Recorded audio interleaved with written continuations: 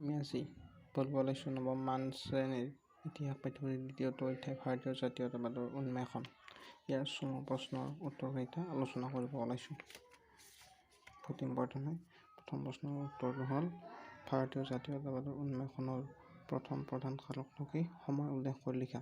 ইয়াৰ উত্তৰটো হ'ল চাওক, ঊনবিংশ শতিকা পাশ্চাত্য শিক্ষাৰ প্ৰভাৱ ঊনবিংশ শতিকাৰ প্ৰথমাৰ্ধত, এইটোৱেই প্ৰথম উত্তৰটো হয়। আৰু ইয়াৰ দ্বিতীয় উত্তৰটো হৈছে চাই থকা আনন্দমঠ উপন্যাসৰ ৰচয়িতা কোন? ইয়াতে আছে, তোমালোকে চাই থকা এইটো আনন্দমঠ উপন্যাসৰ ৰচয়িতা বঙ্কিম চট্টোপাধ্যায়। দ্বিতীয় প্ৰশ্নটো পাই আছোঁ আমি। দ্বিতীয়টো হ'ল চাৰে জহাছে আচ্ছা গীতিকাৰ কোন? প্ৰশ্নৰ উত্তৰটো হৈছে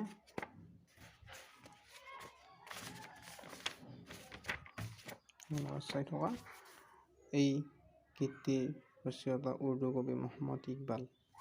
আমি তিনিটা পাই গেলোঁ। আৰু 4 নম্বৰ প্ৰশ্নটো হৈছে ভাৰতত প্ৰথম ৰেল যাতায়াত কেতিয়া সূচনা হৈছিল? ইয়াতে প্ৰশ্ন চাই থকা তোমালোকে। ভাৰতত কেতিয়া প্ৰথম ৰেল যাতায়াত ব্যৱস্থা সূচনা হৈছিলে? 1853 চনত বম্বাই আৰু থানেৰ মাজত 21 কিলোমিটাৰ পথত ৰেল চলাচলেৰে ভাৰতবৰ্ষৰ প্ৰথম ৰেল যাতায়াত ব্যৱস্থা সূচনা হৈছিল। আমি কেইটা প্ৰশ্নৰ উত্তৰ পাই গ'লোঁ? আমি 4টা পাই গ'লোঁ। এতিয়া 5 নম্বৰটো চোৱা। ভাৰতত পোনপ্ৰথম টেলিগ্ৰাফ ব্যৱস্থা ক'ত সূচনা হৈছিল?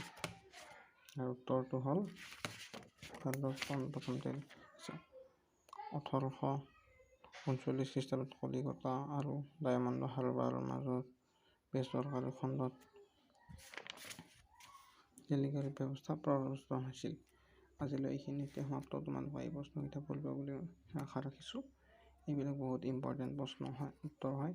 এইবিলাক পৰীক্ষাত বাৰে বাৰে আহি আছে আৰু এইবাৰো আহিবও পাৰে। বহুত গুৰুত্বপূৰ্ণ প্ৰশ্ন উত্তৰ হয়। তোমালোকে ভাল কৰি পঢ়িবা আৰু 9ত তোমালোকৰ ভাল ৰিজাল্ট হ'ব আশা কৰোঁ।